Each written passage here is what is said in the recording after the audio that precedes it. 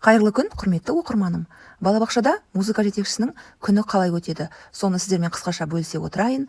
Әдеттегідей, жұмысымыз таңғы тазалық жұмыстарымен басталады. Бүлдіршіндерге ыңғайлы орта жасаймыз. Сонымен қатар бүлдіршіндерді қуана қарсы аламыз. Бұл Айгөлек тобының бүлдіршіндері.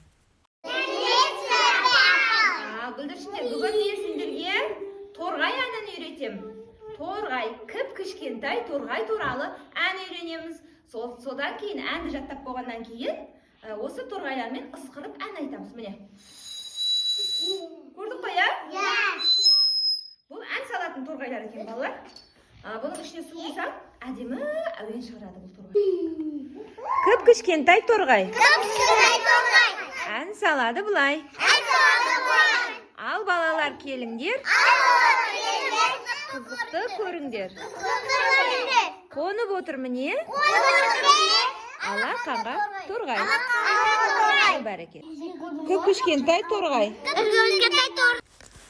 Бүлдіршіндеріме торғай әнін үйретіп болғаннан кейін, әрі сергіту сәтті болсын, әрі ұлттық ойындарды ұл балаларымыз біле жүрсін деп, қол күрес ұлттық ойын ойнаттым.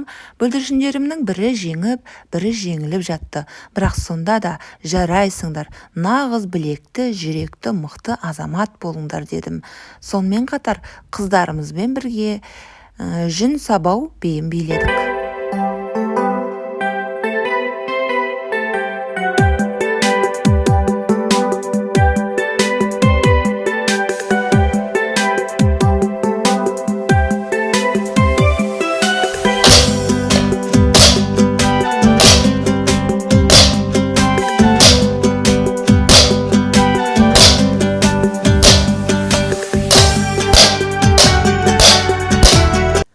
Осылайша Айгөлек тобына арналған ұйымдастырылған іс-әрекет аяқталды.